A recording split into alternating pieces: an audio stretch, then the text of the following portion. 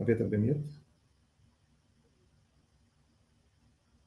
Of three, and today we have Itzik as our presenter. A few words about Itzik. Itzik has more than 20 years of experience in the tech and software industry at Netafim. Itzik specializes in precision irrigation and fertigation technologies, and he helps us optimizing GrowSphere functionalities for large scale farming operations. For those of you who joined us last week, also we have also a small dip. Many of you asked about the dog with the 3 legs last week. So actually, no heroic story behind the leg. He was just born like this, and some of us are still waiting for this leg to show up. So without further ado, let's hand it over to Itzik that will present the GrowSphere Max today. Itzik. Hello, everybody. Good morning, and welcome to the second session of the GrowSphere webinar for the Southeast Asia. Welcome. Nice to see you here. We would like to start with a very, very short poll asking you how many of you actually attended the first one and came back. So let us please answer the question and we'll continue.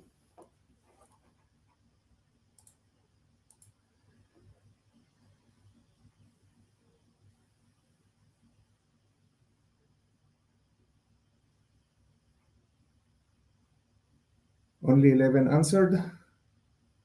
Okay.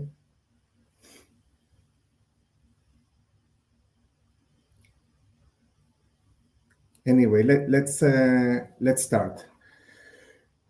So basically, GrowSphere, a comprehensive solution operating system that provides a one-stop shop for the farmer with all related activities to irrigation and fertigation system, starting with the planning of the irrigation, then the execution of the irrigation with all the hydraulics connected to the controller, monitoring the soil using the sensors and soil sensors, environmental sensors, reviewing and analyzing the information, and then providing a recommendation to the farmer to update the plan accordingly. The GrowSphere family has at the moment 2 controllers. The one that we are talking about today is the Max controller, the one for irrigation and fertigation activities. Then we have the one which is for the monitoring sessions, and coming soon is the Flex, smaller, medium-sized controller for medium farms. Let's start with a short video about the GrowSphere to get into the atmosphere, and we'll take it from there.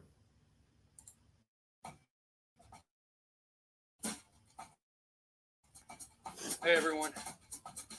So, how are we doing with our irrigation? Plans are almost ready. Just need a quick update because it's going to be hotter than we thought. 3.4 degrees higher, to be precise. Yeah, some of the crops in plot 21 are looking a bit thirsty. And soil water content in plots 12, 15, and 33 is too high. I'm heading to the northern section. I'll report back in about 5 hours. This is a mess. Hey, are we over or are we under irrigating right now? Under. Definitely over. Why does it have to be so complicated? Actually, it doesn't. We can use GrowSphere OS.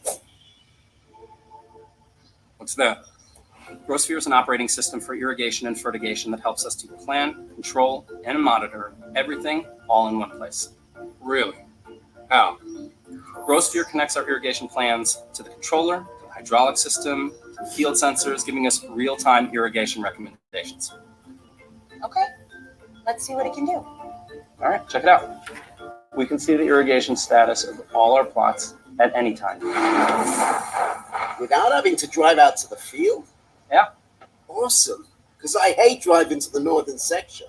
Hold on, I see that there's an alert on plot 7, incomplete scheduled irrigation, and I see the sensors are showing dry soil. No worries. GrowSphere's already updated tomorrow's irrigation schedule accordingly. But what if there's a sudden rainstorm? GrowSphere automatically factors this into our irrigation plans too. That's pretty smart. What if we start growing a variety we haven't grown before? GrowSphere's crop advisor can help us with that too, using data from similar crops grown around the world. You can do all of this from anywhere? Anywhere. Your computer, tablet, even your phone. Fantastic, because You hate the northern section. So, GrowSphere, huh? GrowSphere.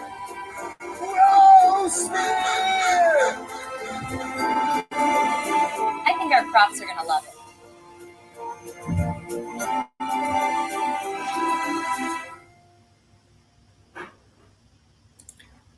Okay, so let's talk about GrowSphere. We have in the of the Max controller the model without a screen, model with a screen, and model with a screen and double door.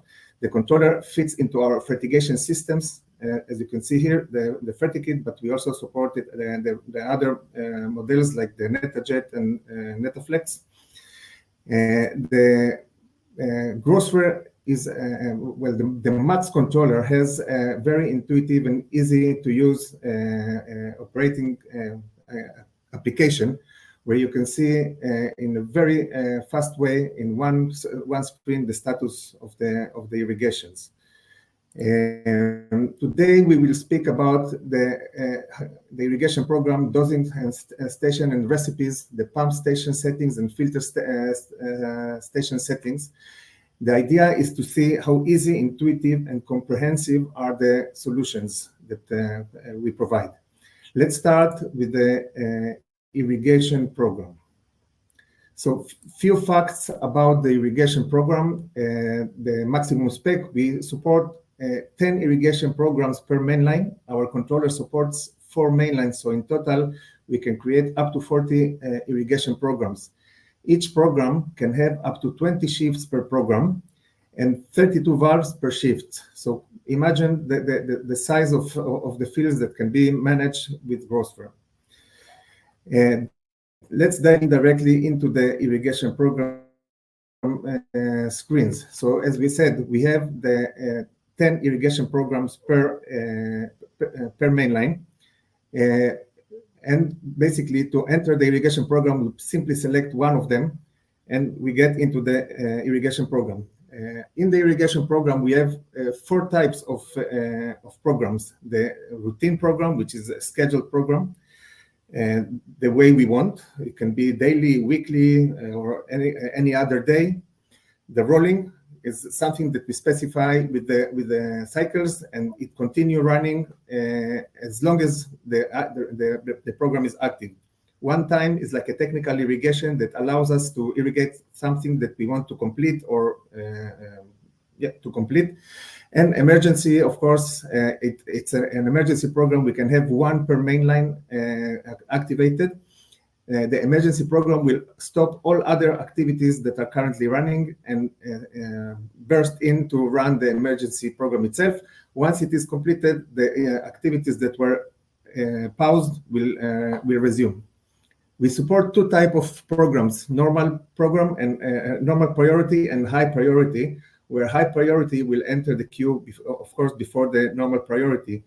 But if we have a normal priority that for some reason is pushed back all the time to the back of the queue, then we have a timer that will not allow it to happen forever, and it will increase the normal priority into high, depending on the value that we specify is this time that we cannot wait anymore. We can irrigate according to time, according to quantity, and according to depth, millimeters. And we have a start time according to times or conditions. We will see it all today. We need to specify the time range for the irrigation program, if we are irrigating with or without dosing, and specify the water before and water after. So let's start with the first section. So as we said, we have the different type of irrigation, the rolling, one-time, routine, and emergency. And in here, the start time, we can specify if it is standard irrigation, or according to condition. We will see it in a minute in more depth. Here we specify if it is a normal priority or high priority, or if we are irrigating according to the depth, the quantity, or according to time. The information in here will be updated accordingly if it's quantity or time, etc.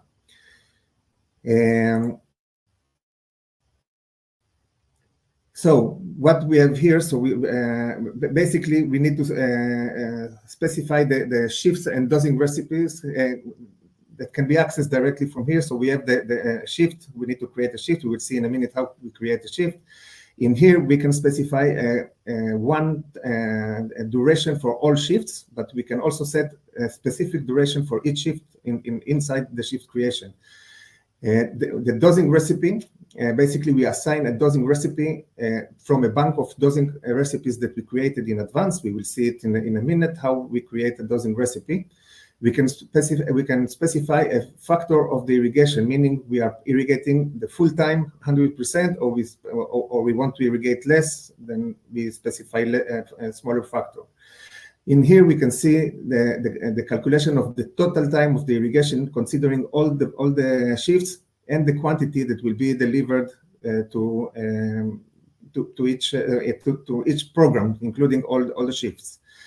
In here we can see the last irrigation and the next irrigation. Then we have the range of the program. We can specify the program to entire season or to a specific period, pointing that here the start date, the end date, or specify simply no end date. In here, we can specify the week of the days of the irrigation. We can specify a week program or a bi-weekly program, or an irrigation every X amount of days. And of course, if it's dosing, it's green. If it's only water, it's blue. And if we want to have water before and water after the irrigation, the dosing, sorry. Regarding the shift creation, so in order to create a shift, we press on the shift button. While pressing on the shift button, a shift screen will open where we select to add a new shift. A new shift is the screen is open, and we get to select the valves that will participate in this specific shift, showing here in the bottom the capacity of the shift that will not exceed the maximum capacity of our main line. In here, if you remember, we said we can specify the duration of a shift for all shifts, or we can specify the duration for each of the shifts. This is where it's done, and of course the factor for each of the shifts. And if we want to assign a dosing recipe for the shift specifically. Assigning a dosing recipe, where we press on the dosing button and we get the list of available recipes that were created in the system. We select either of those that is activated and save, and it will allow us, it assigns the dosing recipe. Now, regarding irrigation by trigger. So we said we can irrigate according to time, normal time, or according to condition. In this case, we will show the irrigation by trigger condition option. So basically, we select the condition option, and then we press on the edit button that we had. It opens this screen that allows us to select between analog sensor or digital sensor. Digital sensor could be, for example, dry contact or pressure switch, something like that. We need to activate the timing, specify the duration of the condition that we want to use during the day, and then we select the type of irrigation. If it's only if the trigger is on, if we want only one time to happen or multiple times. In here, by pressing on the trigger on or trigger off icons, it opens a screen with the available sensors. We can select the sensor to start the irrigation and a sensor to stop the irrigation. We specify the conditions and the values, press done. Basically, this is all we need in order to create an irrigation by trigger program. Easy. Just as an example, several sensors that are supported for this irrigation by trigger program. We have the temp and humidity sensor and an environmental sensor. We have the Netasense and Netacap that are soil moisture and temperature sensors, and an example of the dry contact pressure switch that enable us with the digital input to activate sensor according to condition. Another option that we have when we use the irrigation is to irrigate according to radiation sum. Basically, when we select the radiation sum, it opens to us this specific options. Of course, like any other, we need to specify if it's a radiation sum plus or radiation sum. The difference between the radiation sum is that the radiation sum will work only according to the trigger. The radiation sum plus will start with an irrigation before and then start to work according to the trigger. The target, of course, is the radiation sum target that we want to achieve in order to start irrigating. Max is the maximum time to allow without irrigation if target is not met, so that we don't dry our crop. We limit the time that we wait for the target to arrive. And the mean is the minimum time that during this period 2 irrigation events will not be permitted. Also here, we have 2 sensors that are currently supported for this activity. We have the pyranometer from Rika factory, and we have the Davis weather station using its radiation sum sensor. Another irrigation setting option is irrigating by cycles. And we have 2 options for those. One, when we are using the routine program, using the irrigation, we can select here the cycle, where basically we specify the target is the time between the cycles. We specify when it starts. Let's say here in this example at 6 o'clock in the morning, and we want the cycles to stop. Then we specify a time with the none option. This is an example for irrigating according to cycle. The next one is basically irrigating by cycles, but using the rolling option. So here we don't have, we can only specify the start time and end time of the program, but we don't specify days or anything. We just specify the start of once the program is activated every day at 6 o'clock in the morning, we will run, according to this example, for 5 times the shifts that were configured in the system. After the 5th cycle, the program will stop, and following day will start again at 6 o'clock, and so on. There is another window, the setting window in here, that allows us a few fine tunings for the irrigation program. For example, ignoring start and end time. We have a parameter in the settings that specify the operational times of the irrigation. Let's say that we start every day at 6 o'clock and we can irrigate until 10 o'clock at night. If we want to ignore those times and to irrigate beyond the operational times, we can select this option, and this will allow irrigation out of hours, let's say. Line fill delay, we can specify that line fill delay is permitted per program and per shift.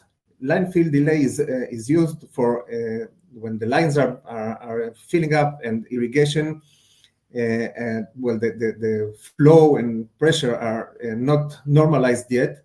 It ignores the alerts, so it doesn't trigger any alert during this time. This is the purpose, not to trigger false alerts at the beginning of the irrigation. And then we have some parameters for defining delays for the irrigation by trigger, or if you want to select a radiation sensor for the radiation SAM irrigation, if it's the weather station sensor or the local sensor that the pyranometer by RICA that we use.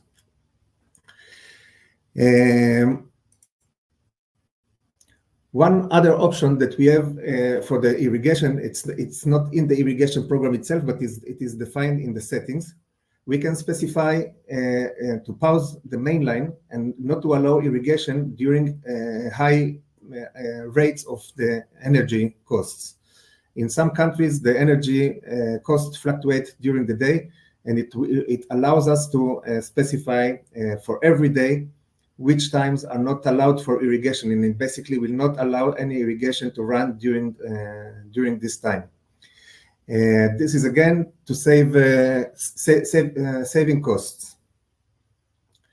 This is all about our irrigation programs. I hope it was clear and you find it easy and intuitive as I do. Let's move now to the dosing station and the recipe. So basically, some facts about the dosing station. So we have one station per main line, a total of 4 stations, one per each main line, up to 8 channels per main line, using either FertiKit, Netaflex, or Netajet that are also supported. As we said before, the dosing recipes, we support up to 10 recipes per main line, a total of 40 per controller. Okay, so setting up the dosing station, basically we need to go to the settings to enable the dosing station option. Once we enable the dosing station option, the dosing tab is enabled. Then we can go in and start defining the dosing. I just want to mention we have the option of local and remote. It means that locally, it means that the dosing station is connected directly to the controller. The remote means that the dosing station is connected via a substation. It's like a slave controller that we have connected by LAN to the main controller. So this is an option that you currently have for the Netajet Netajet model, and soon will be available for the rest of the systems as well.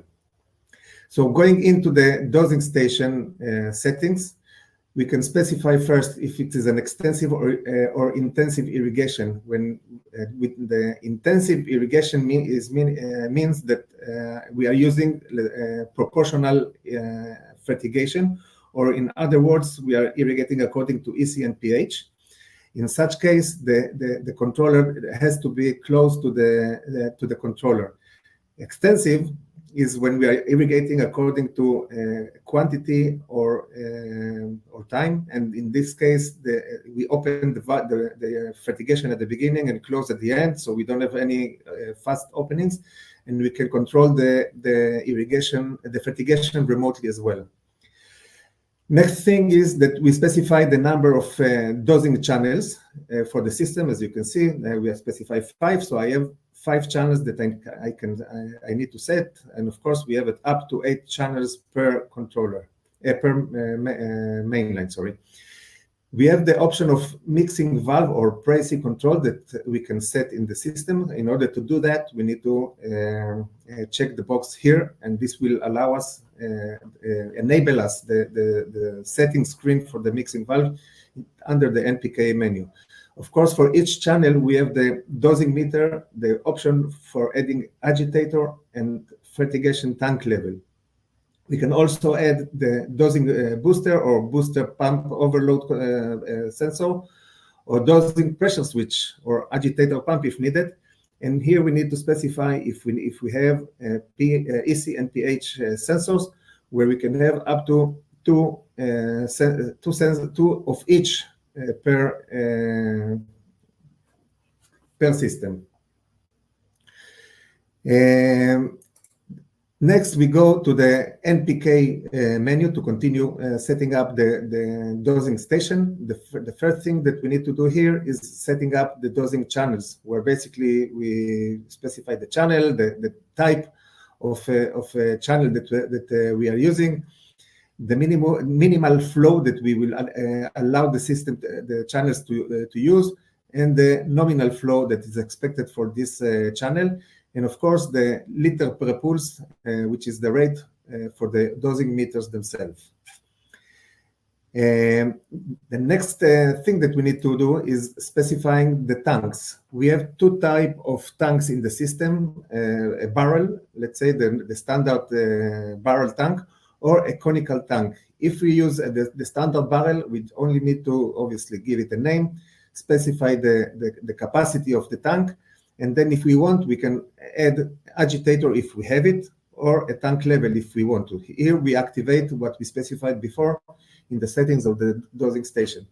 If we are using a conical tank, we need to check those boxes and specify the tank height and the tank diameter. Those values are automatically generated depending on the tank level or the tank type, that if we are using the conical tank.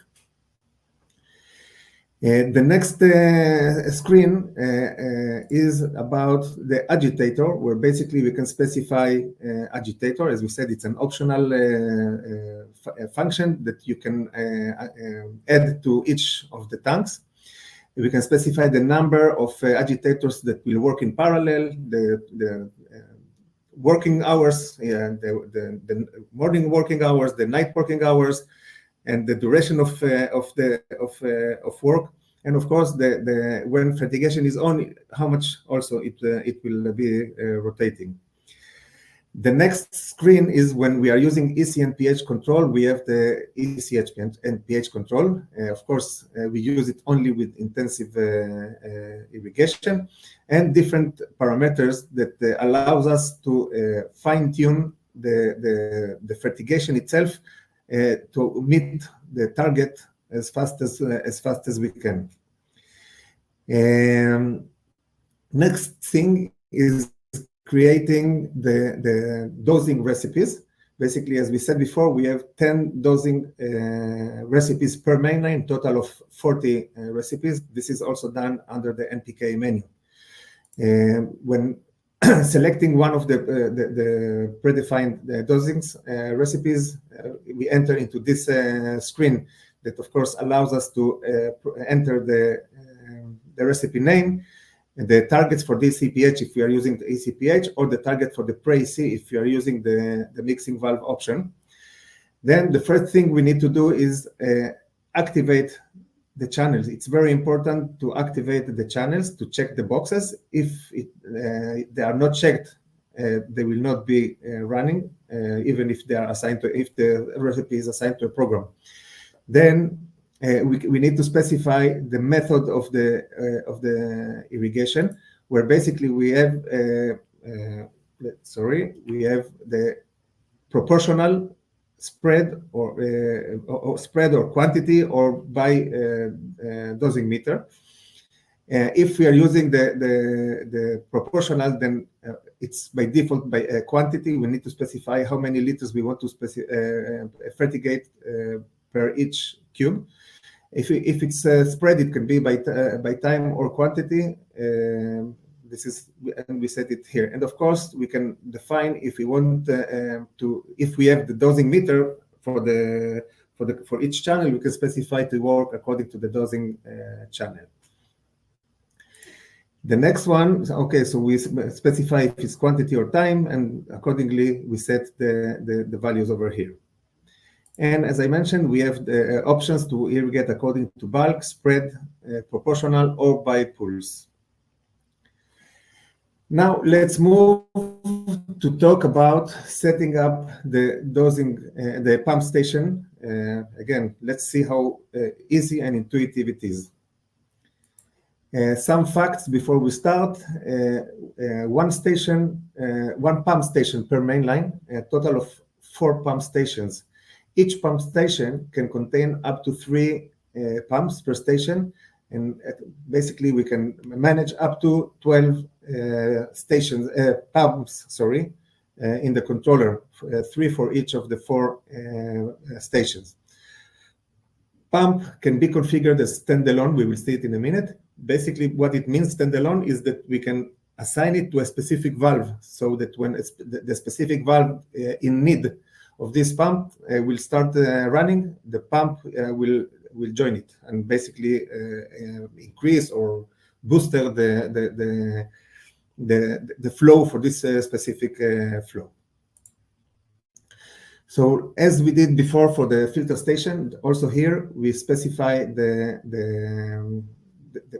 we want to use a pump station. Basically, checking the box of the pump station enable us the pump station tab. Then we enter the pump station screen, and we specify first of all the number of pumps that we have. It can be either 1, 2, or 3, as we said, a total of 3 pumps per station. We can specify then if we have an overload sensor standalone, as I mentioned before. We can specify a pump that it can be used as standalone or as part of the station. If it has a water meter, the nominal flow of the pump and the minimal flow that below this value, the pump will stop and trigger an alert. Then, of course, we have the input pressure switch that together with the overload also can generate alerts, and based on it we can stop and start the pump action. All those are basically the pumps, and the sensors are IO that we need to configure to the system. So basically, we have a screen to set up the local IO. We specify the local outputs. Local outputs is basically the pump activation. And then we have the local inputs, where we can specify the pump input switch, the pump overload, or the pump water meters that are all part of the digital input for the pump.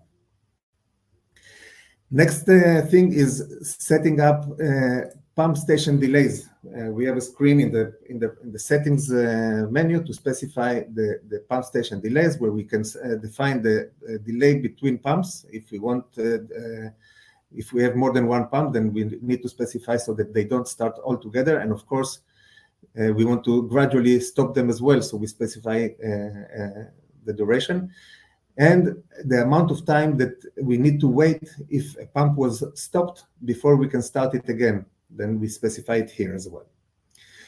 The next thing is setting up the pump alerts. We want the system to trigger us on malfunctions. So in our case, we have the pump station input switch, which is a pressure sensor, or the pump overload that can trigger us alerts. We specify the values of the time that we want to wait before this alert is triggered. We can specify an action. It can be alert only, or stop irrigation, stop dosing, or whatever.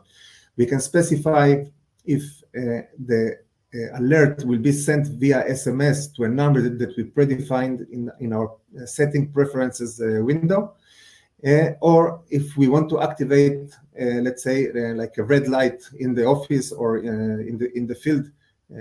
It's like activating a dry contact, indicating that there is an alert. We have 2 levels of alerts that we can specify depending on the duration of the incident. We can specify a critical alert, and so for the normal alert we specify a specific action, and for the critical alert we specify another action. Both can be triggered by SMS or an output that will trigger the irrigation. In our SCADA, we can see the action, the operation of the pump. We can see that if it's green, it means that it's operating. If it's red, it has a malfunction. We can activate it manually, and if we want, we can drill down and simply press on the pump station button and get into the screen and see a little bit more values related to the pump station execution.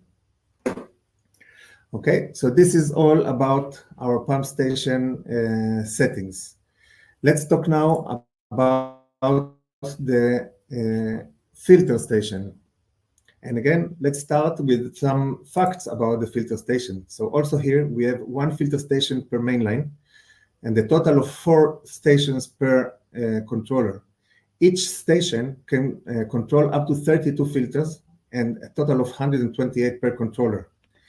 We also support one input from external filter. If you are using an external filter separately from the max controller to control your filters, you can send us an input to the max controller, and we will count the flashes and generate alerts according to the frequency of the alerts. Again, this is also something that needs to be set.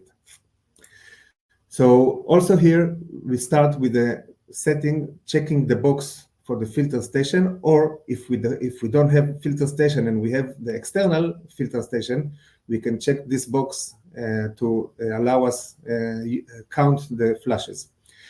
So let's assume that we define the filter station. It enables us the filter station menu, and we go into the filter station. So first, we specify the name of the filter station and the number of filters that are participating in this filter station. Reminding, it can be from 1 to 32 filters in each filter station. We can specify a main filter valve or filter booster. We can specify the flashes according to pressure differential. It can be an analog sensor or a digital sensor. If it's an analog sensor, we can specify the pressure before and pressure after sensors, pressure sensors that we install and connect before and after the filter.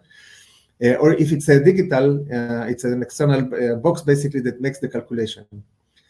The verification switch is another pressure sensor that is located in the flashing channel, where it specifies if there is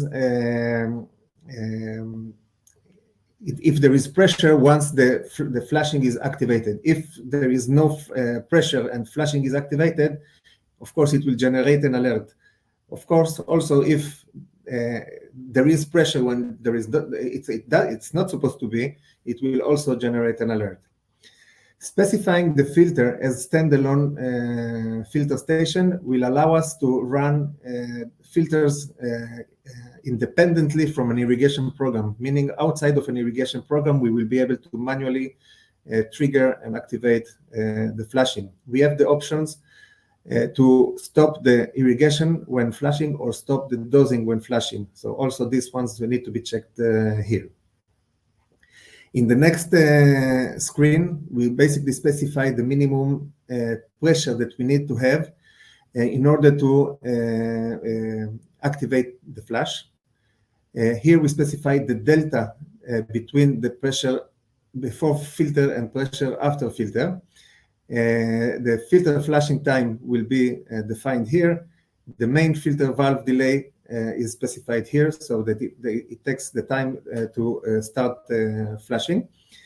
The delay between filters specified here, and if we want to use a filter rotation, meaning if, let's say, we have 10 filters in our station, and we want that every time a different filter will be the first one to start, to ensure that each filter is activated as the first one, because the pressure of the water is stronger at the beginning, and then it lowers down. So to allow each of the filters to get the high pressure flash.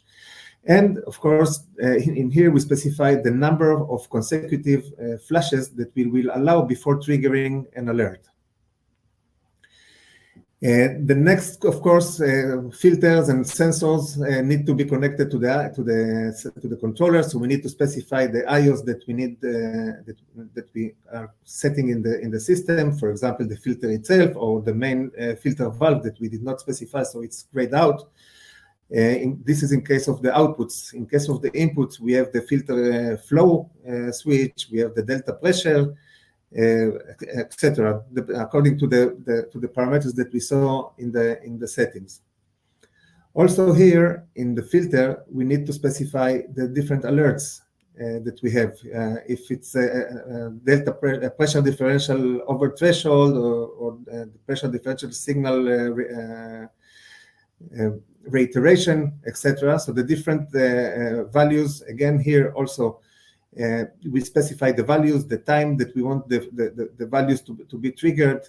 We specify the action that we want, and if we want to send it by SMS or trigger a flashlight or external buzzer or something like this. And again, here we have the normal alert and the critical alert that can be triggered in longer time. Also here, the filter is shown in the SCADA, in our SCADA, where we can see, for example, in this example, first of all, we have the pressure before, pressure after filter, and we have the filter. And unlike the others, when we want to see a drill down into the filter activity, we press on the icon of the filter, and it takes us to a monitoring screen that is part of the settings screen that shows us which filter is running from out of which number of filters that we have. In our example, we have one filter running out of one. Here, if we want to run the filter station manually, as we saw before, we can specify a filter as standalone. We specify it here.